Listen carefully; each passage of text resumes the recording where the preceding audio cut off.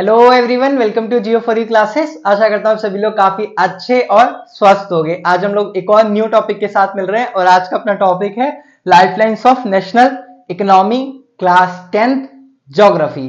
बहुत ही interesting chapter है, काफी मजे से पढ़ेंगे और कुछ टॉपिक्स हैं जो इसमें हम कवर करेंगे। वो कुछ ये हैं कि सबसे पहला जो टॉपिक है उसमें हम पढ़ेंगे मीन्स ऑफ ट्रांसपोर्ट, यानी कि ट्रांसपोर्ट के कुछ है ना, जैसे लैंड होता है, वाटर होता है, एयर होता है। तो ये सारे ट्रांसपोर्ट मोड ही तो हैं। जैसे अगर हमें कहीं जाना है तो हम लोग जैसे गांव जाते हैं तो कैसे जाते हैं, या तो गाड़ी से जाएंगे, अगर किसी के पास में गांव होंगे तो गाड़ियों से जाएंगे, तो रोड का यूज करेंगे। अगर दूर होता है तो ट्रेन से जाते हैं, और ज्यादा दूर होता है और बहुत पैसा है किसी पे तो वो जाता है फ्लाइट में। तो हम इन्हीं के बारे में पढ़ेंगे। जब हम रोड लैंड के बारे में पढ़ेंगे तो उसमें हम हाईवेज के बारे में पढ़ेंगे, स्टेट हाईवेज के बारे में पढ़ेंगे, district roads, village roads, border roads, इन सब चीजों को कवर करेंगे। जब हम वाटर के बारे में पढ़ेंगे तो इनलैंड वाटर के बारे में पढ़ेंगे, और कुछ इंटरनेशनल जैसे बहुत सा ट्रेड होता है वो वाटर के थ्रू होता है तो हम उसका भी स्टडी करेंगे। उसके बाद एयर के बारे में पढ़ेंगे, और लैंड में ही हम पाइपलाइन के बारे में पढ़ेंगे। पाइपलाइन भी एक तरीके से मोड ऑफ ट्रांसपोर्ट है, तो वो कैसे है मोड ऑफ ट्रांसपोर्ट, उसको जानेंगे। उसके बाद हम पढ़ेंगे मेजर सी पोर्ट्स। जैसे हमने बताया ही मैंने कि कितना सारा इंटरनेशनल ट्रेड है, लगभग 80 to 90% सिर्फ सी के द्वारा होता है, समुद्र के द्वारा होता है। तो वो पढ़ेंगे हम, जो हमारे इंडिया के कुछ मेजर सी पोर्ट्स हैं जहां से हम इंटरनेशनल ट्रेड करते हैं, उनको जानेंगे। उसके बाद हम कम्युनिकेशन को पढ़ेंगे, कम्युनिकेशन।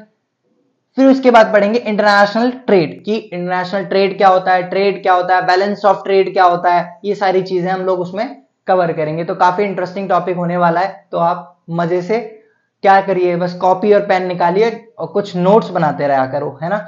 तो अब हम स्टार्ट करते हैं मीन्स ऑफ ट्रांसपोर्ट से। तो हम लोग हमेशा क्या करते हैं, हम लोग हमेशा जो चैप्टर का नाम होता है पहले उसको समझने की कोशिश करते हैं। तो आज भी ऐसे ही करते हैं, लाइफलाइंस ऑफ नेशनल इकोनॉमी। तो ये लाइफलाइंस किसको कह रहे हैं, कौन है नेशनल इकोनॉमी? बेटा चैप्टर का मतलब चैप्टर हमसे ये कहना चाह रहा है कि ये सारी चीजें हैं, ये क्या है, ये लाइफलाइन है। कौन? लैंड, वाटर, एयर, यानी कि ये तीनों जो मीन्स ये ट्रांसपोर्ट मोड है, ये हमारे लिए लाइफलाइन है, हमारी नेशनल इकोनॉमी के लिए, हमारी पूरी अर्थव्यवस्था के लिए। ये सारा सिस्टम इससे जुड़ा है। सोचो अगर हम लोग जो खाना खाते हैं, हम लोग दूध पीते हैं सुबह सुबह, और बहुत सारी चीजें हैं, पेट्रोल डलवाते हैं बाइक में, ये सारी चीजें एक जगह से दूसरी जगह कौन लाता है? ऐसा तो नहीं है हमारे सिटी में ही सारी चीजें बन रही हो, हमारे घर के आसपास ही सारी चीजें बन रही हो, हमारे घर के ही बगल से तेल निकल रहा हो, है ना।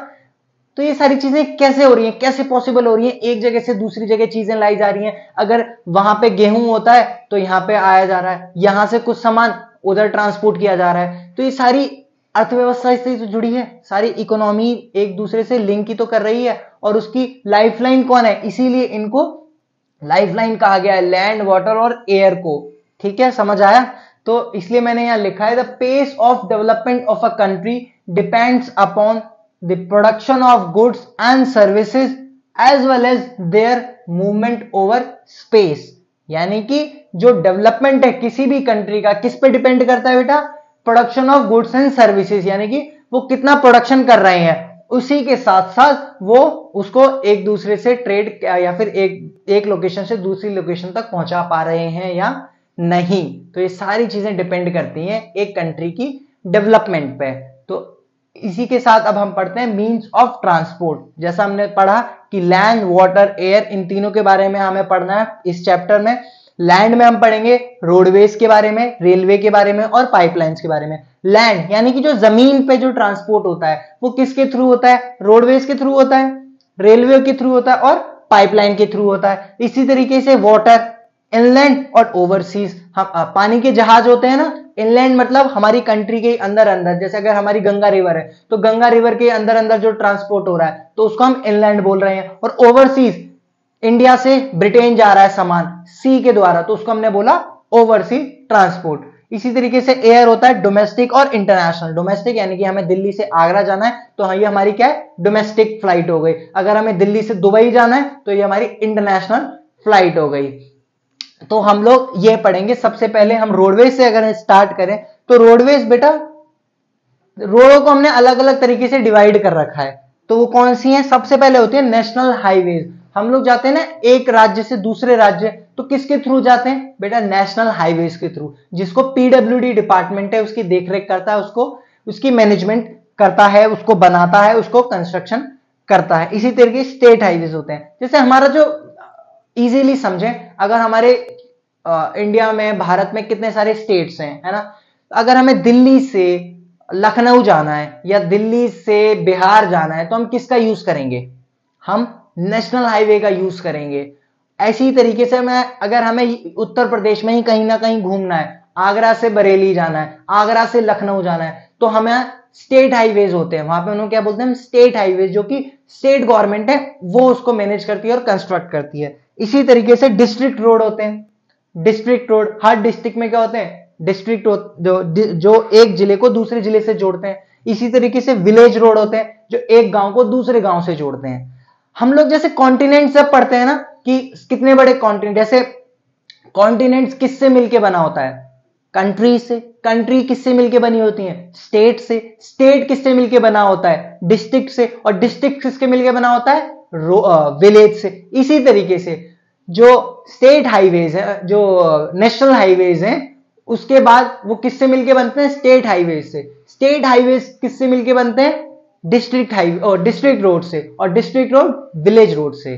ऐसा ही तो होगा। अगर मेरा एक गांव है और आपका एक गांव है, मेरा और आपका गांव कैसे लिंक होगा? एक गांव से दूसरे गांव तक सड़क जाएगी, तो ये हो गई विलेज रोड। अब हम दोनों के गांव एक बड़ी डिस्ट्रिक्ट से जोड़े जाएंगे, तो मेरा गांव और तुम्हारा गांव, दोनों गांव से एक रोड गई डिस्ट्रिक्ट तक, तो इसको हमने बोला डिस्ट्रिक्ट रोडवेज। इसी तरीके से वो डिस्ट्रिक्ट रोड हमारी स्टेट की कैपिटल तक जाएगी। अगर हम यूपी में रहते हैं तो हमारी लखनऊ कैपिटल तक जाएगी, तो वो डिस्ट्रिक्ट रोड लखनऊ तक जा रही है, तो उसे हमने बोला स्टेट हाईवे। वहीं वो लखनऊ से दिल्ली जोड़ रहा है, तो इसे हमने बोला नेशनल हाईवे। ठीक है, तो इसी तरीके से हमने रोड को डिवाइड कर रखा। एक रोड ही में एक इंपॉर्टेंट बॉर्डर रोड कहलाती है। ये बेटा बहुत ज्यादा इंपॉर्टेंट है, आपके लिए भी इंपॉर्टेंट है। इस पे सीधे सीधे आप पे क्वेश्चन आएंगे 3 नंबर का, कि बॉर्डर रोड के बारे में बताओ और उसके कुछ बेनिफिट्स या इंपॉर्टेंट बताओ कि वो क्यों इंपॉर्टेंट रखती है बॉर्डर रोड। तो बॉर्डर रोड क्या होता है बेटा? जो अपने प्यारा भारत है उसके जो बॉर्डर एरियाज है, वहां पे जो रोड कंस्ट्रक्ट करी जाती है या उनकी देखभाल करी जाती है, तो वो एक ऑर्गेनाइजेशन है, वो है बॉर्डर रोड। उसको हम बोलते हैं BRO, शॉर्ट फॉर्म में बोलते हैं BRO, बॉर्डर रोड ऑर्गेनाइजेशन। क्या बोलते हैं? BRO, border road organisation. ये इसकी देखभाल करती है जितने भी हमारे बॉर्डर एरियाज हैं, या खासकर नॉर्थ और नॉर्थ ईस्ट में। तो ये स्टेब्लिश हुई थी 1960 में। कब हुई थी? 1960 में स्टेब्लिश हुई थी। अब ये इंपॉर्टेंट क्यों रखते हैं बेटा? Improve accessibility in areas of difficult terrain, यानी कि जो लोग हमारे लद्दाख में या नॉर्थ ईस्ट में ऐसे ऐसे कुछ टेरेन है जहां पे नहीं पहुंचा जाता है, तो वहां पे ये लोग क्या करते हैं? सुविधाएं पहुंचाते हैं, सारी फैसिलिटीज पहुंचाते हैं। मेडिकल फैसिलिटी हो गई, या फिर कुछ भी पढ़ाई, स्कूल्स हो गए, या education facility, medical facility, transport facility, ये सारी चीजें कौन करता है? बॉर्डर रोड ऑर्गेनाइजेशन करता है। उसके बाद help in the economic development of these areas. भाई इकोनॉमिक डेवलपमेंट जरूरी है ना वहां। अगर उन एरिया का इकोनॉमिक डेवलपमेंट कैसे होगा? वहां पे जब ट्रेड होगा, जब सामान पहुंचाए जाएंगे, तो इसीलिए भी ये इंपॉर्टेंट रखता है। और स्ट्रेटेजिकली बहुत इंपॉर्टेंट है। जब भी अगर मान लो पाकिस्तान के साथ हमारा युद्ध हो गया, तो अगर वहां पे रोड ही नहीं होगी तो हमारे जो फोर्सेस हैं वो वहां तक इजीली पहुंच कैसे पाएंगे? तो ये स्ट्रेटेजिकली बहुत इंपॉर्टेंट रखता है, इसीलिए बॉर्डर रोड ऑर्गेनाइजेशन बहुत इंपॉर्टेंट है। आपके पास 3 नंबर का क्वेश्चन पक्का आएगा, लिखवा लो मेरे से। नहीं आएगा तो आपको पता जरूर होना चाहिए कि स्टेब्लिश 1960 में हुआ था और ये क्यों इंपॉर्टेंट रखता है।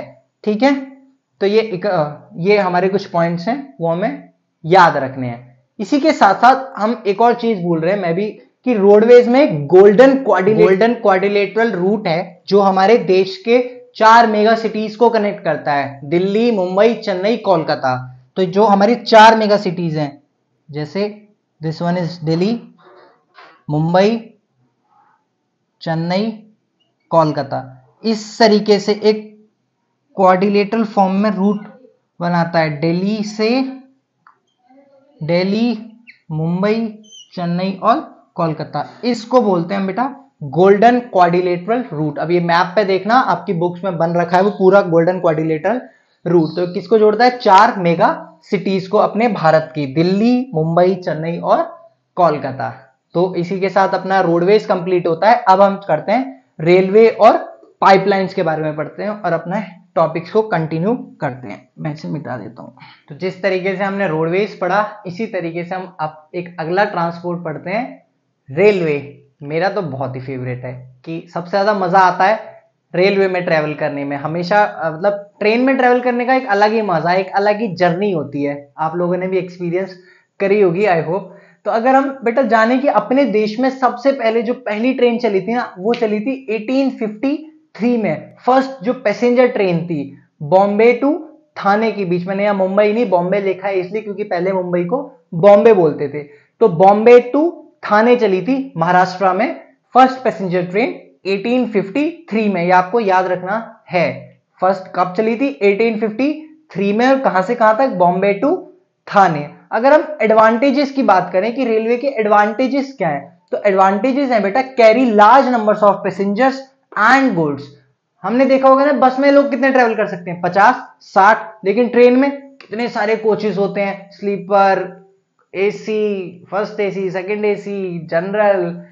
तो कितने सारे कोचेस होते हैं ना, तो कितने सारे पैसेंजर्स एक जगह से दूसरी जगह एक साथ ट्रेवल कर सकते हैं। और इसी के साथ गुड्स, इतने सारे अमाउंट में हम एक साथ अपने वस्तुओं को भी एक जगह से दूसरी जगह पहुंचाते हैं। तो ट्रेन बहुत बड़ा रोल प्ले करती है अपने कंट्री में, अपनी इकोनॉमी में, और एक जगह से दूसरी जगह सामान और पैसेंजर दोनों को पहुंचाने में।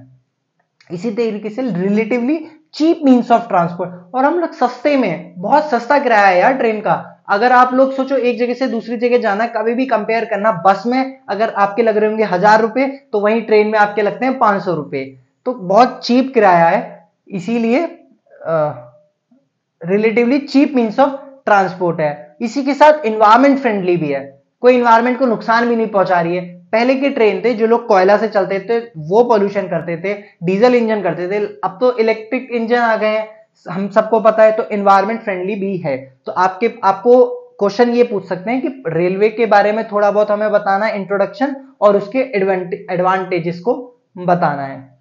इसी के साथ पाइपलाइन एक अलग हमारा मीन्स ऑफ ट्रांसपोर्ट है। पाइपलाइन से हम कैसे ट्रांसपोर्ट करते हैं? पाइपलाइन अब हम सभी जानते हैं यार, हम लोग पानी का यूज करते हैं ना अपने वॉशरूम में, तो कहां से आ रहा है? टंकी से नीचे क्या आ रहा है? एक पाइप के थ्रू आ रहा है एक जगह से दूसरी जगह तक।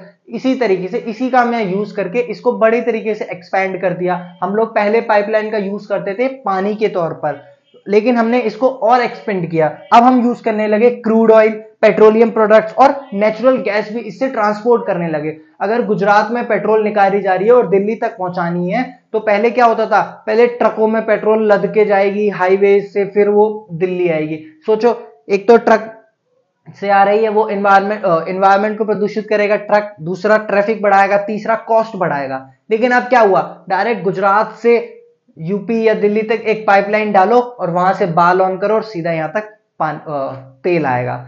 तो ये हमने ढूंढा है ना। तो इसी तरीके से ये ट्रांसपोर्ट मोड बना। इसके एडवांटेजेस क्या है?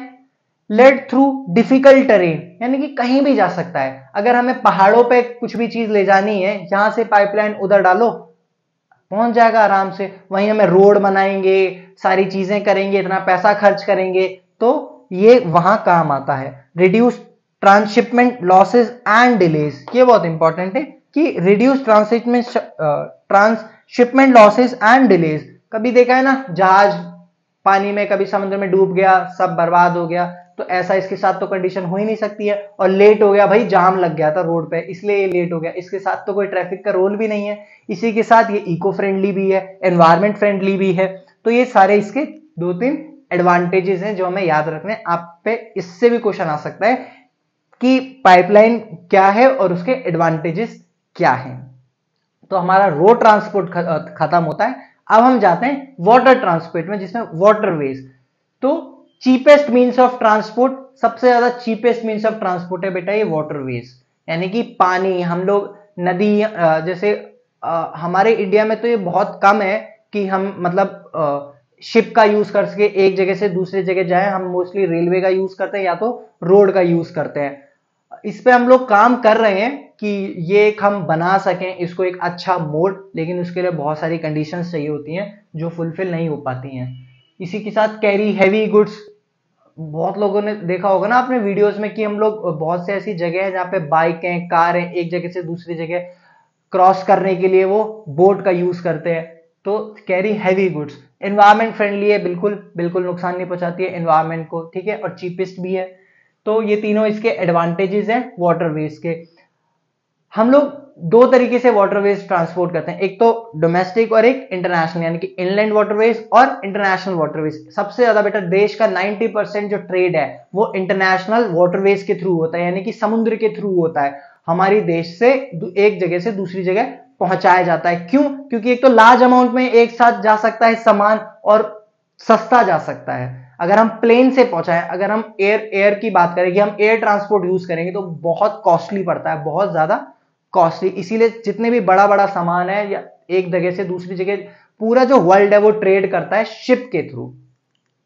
हम लोग इनलैंड वाटरवेज की बात करें, जैसे हमने नेशनल हाईवेज पढ़ा ना, नेशनल हाईवे 1, नेशनल हाईवे 2, इसी तरीके से हमारे वाटरवेज में, इनलैंड वाटरवेज में भी नेशनल वाटरवेज बन रखे हैं। लाइक नेशनल वाटरवे नंबर 1 है, नेशनल वाटरवे नंबर 2 है, इसी तरीके से बन रखे हैं। तो जो नेशनल वाटरवे 1 है वो बेटा गंगा रिवर पे बना है।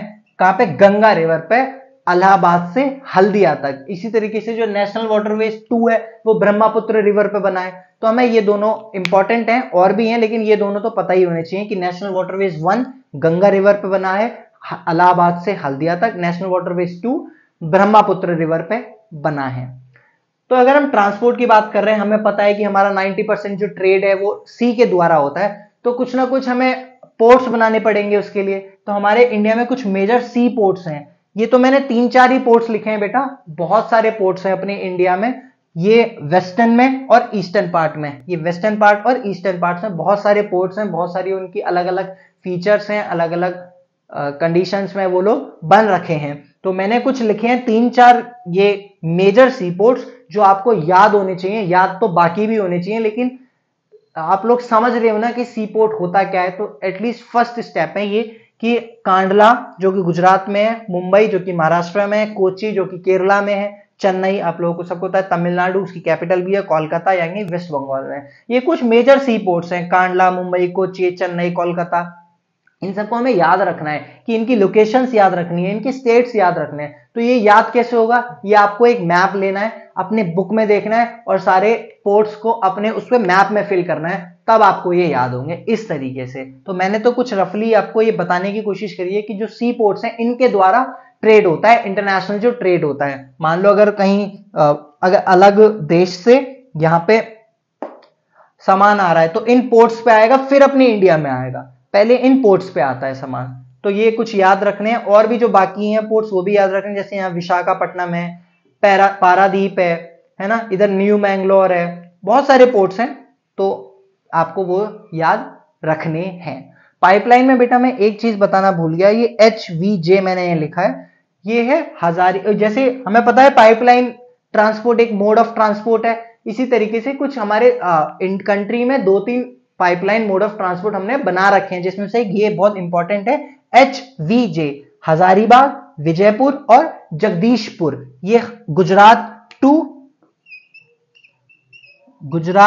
टू उत्तर प्रदेश, ये एक पाइपलाइन हमने बिछा रखी है गुजरात से लेके उत्तर प्रदेश तक। H मतलब हजारीबाग, V मतलब विजयपुर और J मतलब जगदीशपुर। ये कुछ जगह जहां से होके ये गुजरती है, ठीक है, गुजरात से यूपी तक।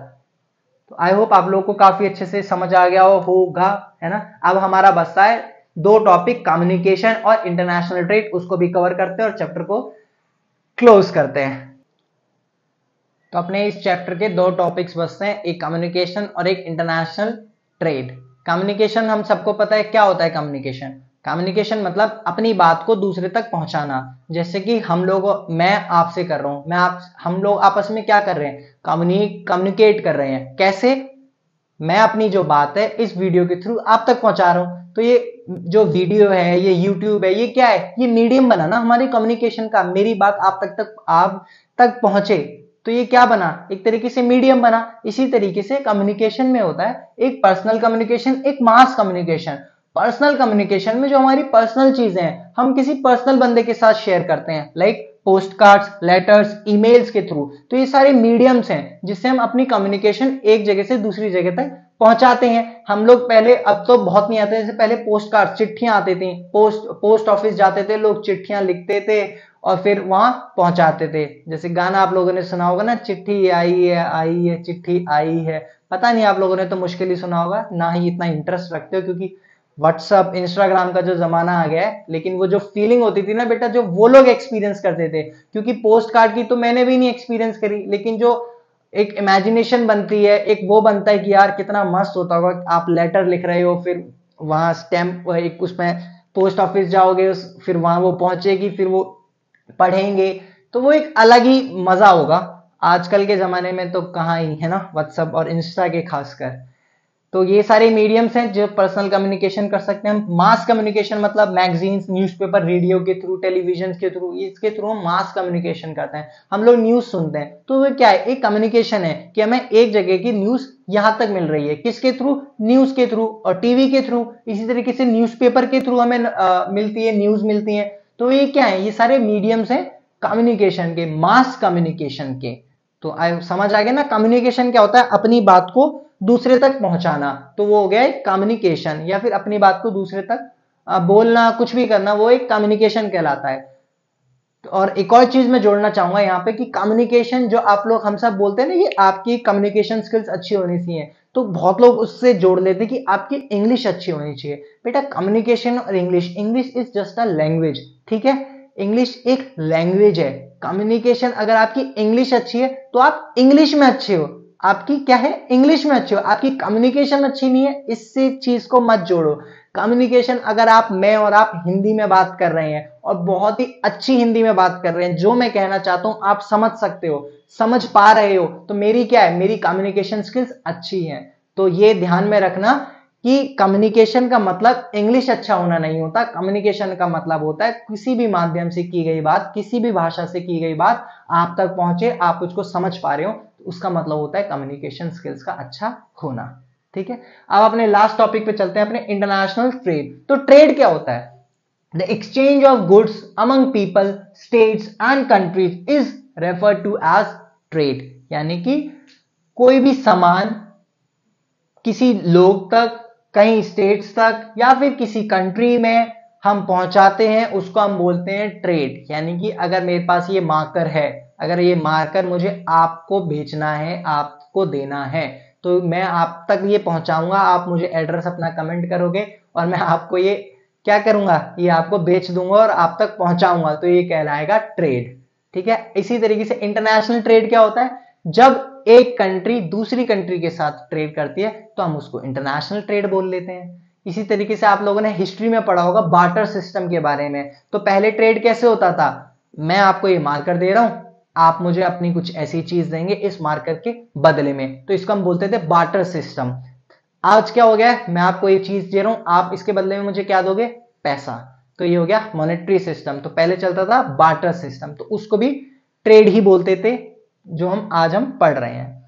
इसी के साथ एक टॉपिक है अपना बैलेंस ऑफ ट्रेड। की बैलेंस ऑफ ट्रेड क्या होता है बेटा, difference between export and import. अब ये एक्सपोर्ट और इंपोर्ट क्या होता है, एक्सपोर्ट मतलब अगर इंडिया से कोई भी सामान चाइना या बाहर किसी भी कंट्री में जा रहा है उसको हम बोलेंगे एक्सपोर्ट, और अगर इंडिया में किसी भी कंट्री से सामान आ रहा है तो उसको हम बोलेंगे इंपोर्ट। तो इन दोनों के जो डिफरेंस होता है उसको हम बोलते हैं बैलेंस ऑफ ट्रेड। ये दो टाइप्स के होता है, दो टाइप्स का होता है बेटा, एक तो फेवरेबल बैलेंस ऑफ ट्रेड और एक होता है अनफेवरेबल बैलेंस ऑफ ट्रेड। अब फेवरेबल बैलेंस ऑफ ट्रेड जब होता है जब हमारा एक्सपोर्ट ज्यादा हो इंपोर्ट से, तो ये क्या कहलाएगा, फेवरेबल बैलेंस ऑफ ट्रेड, यानी कि हम एक्सपोर्ट बहुत ज्यादा कर रहे हैं और इंपोर्ट कम कर रहे हैं। वहीं अनफेवरेबल कहलाएगा जहां हमारा इंपोर्ट ज्यादा हो एक्सपोर्ट से, तो ये कहलाएगा अनफेवरेबल बैलेंस ऑफ ट्रेड। ठीक है, तो बैलेंस ऑफ ट्रेड क्या होता है, difference between export and import, और it is of two types, favourable and unfavourable. Favourable one is when export is more than import and unfavorable is when import is more than export। ठीक है, तो अब हम लोग ये topic complete करते हैं, बस थोड़ा सा और इंफॉर्मेशन लेके कि इंपोर्ट्स हम जो हमारी इंडिया है वो सबसे ज्यादा इंपोर्ट्स कौन से प्रोडक्ट्स करती है, क्रूड पेट्रोलियम, गोल्ड, डायमंड्स, ये कुछ ऐसी चीजें हैं जो हम लोग इंपोर्ट करते हैं। और एक्सपोर्ट ज्वेलरी, रिफाइंड पेट्रोलियम, ये हम लोग एक्सपोर्ट करते हैं। आप लोगों ने सुना होगा ना, हिस्ट्री में हम लोग पहले स्पाइसेस का बहुत ज्यादा एक्सपोर्ट करते थे, इसीलिए तो पुर्तगीज आए थे हमारे यहाँ मसाले की खोज देखने सॉरी। इसी के बाद यूएसए, यूएई, चाइना, ये 3 कंट्री हैं, और भी कंट्रीज हैं लेकिन ये कुछ 3 मेजर कंट्रीज हैं जिसके साथ हम एक्सपोर्ट इंपोर्ट करते हैं। इसी के साथ अपना ये बहुत ही interesting topic lifelines of national economy complete होता है। आई होप आप लोगों को काफी अच्छे से समझ आ गया होगा, और अगर नहीं आया हो तो मुझे प्लीज कमेंट करके जरूर बता दिया करो ताकि मैं समझ पाऊं और आप लोगों का और अच्छे से समझा पाऊं।